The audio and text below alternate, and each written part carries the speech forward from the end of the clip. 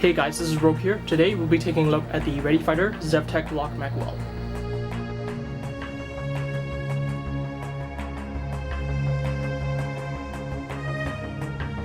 So when you first take the Magwell out of the package, it comes with a floating valve, which I have never used one of these Fire floating valves before.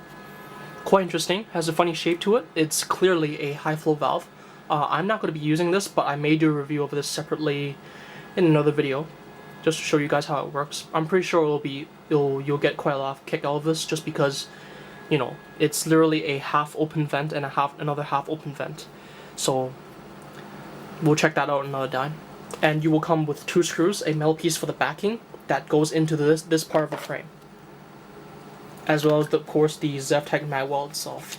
Now the Magwell, it's actually very, very pretty. I don't know if you can tell on camera, it actually doesn't have a glossy finish. It has more of just a very smooth, shiny finish, but it's not super, super glossy. And the depth of the markings is very, very nice. It is actually very nicely made. I might even add a little bit of ink into this just because it looks so nice. It's actually just absolutely fantastic. And I don't know if you can tell on camera, this Magwell is actually quite big. Like, I don't know if you can tell, this is sort of like almost like a grip extender for your pinky finger and for your overall grip. This actually feels very, very nice. And here's a quick comparison to some of the other Magwells that you have in the market. This is a garter one. So right off the bat you can tell that the front part is significantly bigger. It is really, really, you know, just a big, big Magwell, but it's not super, super chunky, but just about big enough. You can also tell that the rear is significantly bigger, but the front is noticeably bigger. That's the biggest part for me. I've never had a Magwell where the front part over here is sort of like that behaves like grip extender. I've never actually had a Magwell like that, so this is quite a nice change for me. This is actually the very first time this is the first one I've ever owned. I wanted to get one for my ZF RMR, but I just don't have the money for one at the moment right now. And here's another quick comparison to another Fighter Magwell. This is their SAI polymer Magwell. Pretty much the same thing as their metal Magwell, really. Same shape. But the texture and the color and the weight, of course, is different. But as you can see, the hump at the back of the ZF one is still clearly bigger.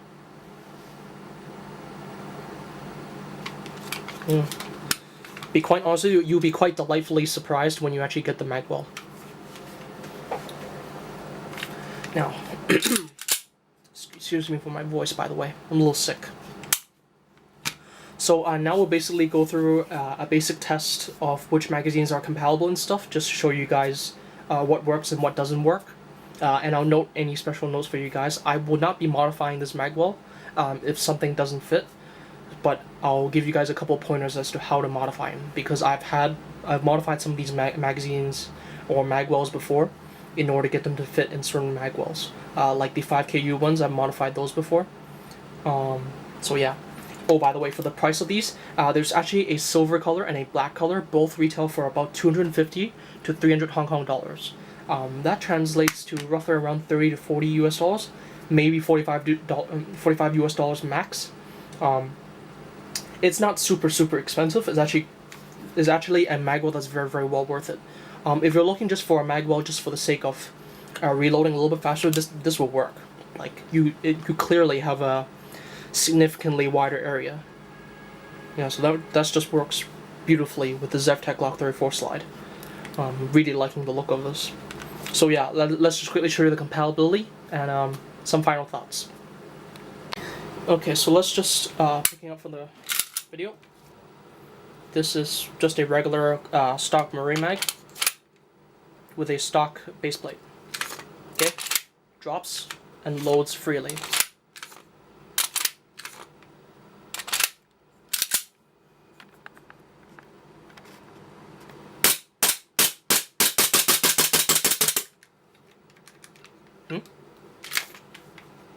Oh, it was out of gas. Oh, my bad. It was out of gas. But anyways, just know that the stock Marine mag with the stock base plate, they work. Here's another example. This is a I forgot who made this base plate. I believe it was TSC. These base plates are made of metal. They're sized very similarly to the stock Murray base plates. Also a stock magazine, it's just the base plate has been changed out. You can tell because the magazine looks normal. Okay, none of my normal modifications. What was that sound? Oh, sorry, that was me kicking the stand. My bad. I just kicked the tripod by accident. My bad.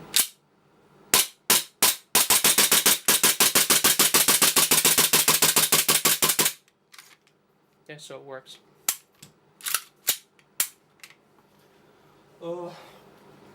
Okay, as you can tell, I didn't build this to game it, but you know, as long as it works, I'm good. Oh, okay. So the UAC base plates do not fit. It's not a drop-in. So can you see just now? It just pushed the pin. I'm gonna push the pin. Okay. So did it lock? Oh yeah, it did lock. Okay. So the base plate can't come out, but nevertheless, it's now loose. Oh, you know what? Now, why did that happen?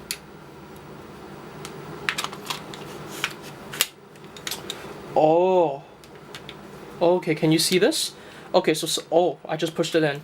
So what happened was, I felt that just now that the magazine release was not, in fact, the magazine release is not completely holding the magazine. It's not holding it completely. I don't know if you can tell, it's actually bulging out a little bit. Yeah, so you can almost pull it out, even though it's not properly locking with these magazine base plates. Yeah, I sort of predicted that. It's quite normal. I had to modify the 5KU magwells also in order to fit these base plates. The modification that you have to do is quite extensive. You sort of have to cut an area over here. You basically have to cut a slot, and this slot allows this pin to go through a little bit easier.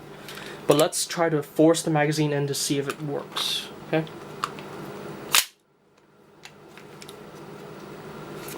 I'm gonna try to force the magazine to lock. Okay, I forcefully pushed the magazine release in. Yeah, it's not working properly. Okay, you can see there's too much gas spewing out. Yeah, basically the reason why that's you see gas spewing out is basically the magazine. This air seal route is too far away from the nozzle. Since the magazine won't even lock properly in place, it's not having proper contact with the nozzle. Just to show you guys what a normal one looks like, I took the magazine off.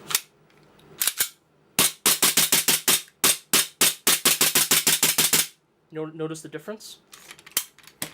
So yeah, these magazine base plates are not 100% compatible. You will have to modify the magwell. I don't recommend you modify this. The reason why is because it requires this pin in order to hold the magazine base plate. So the modification is very, very simple, as I mentioned earlier. Just basically cut away that area, like so. I'm not going to do it to mine because, be quite honest with you, I just built this primarily for looks. As you can tell, the cycling speed on this is not particularly fast.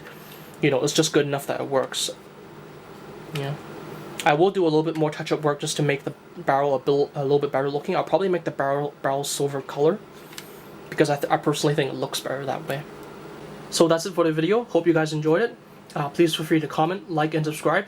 I also have a Facebook page that you can follow me on, and there will be a link in the description box below. Peace, guys. Happy shooting.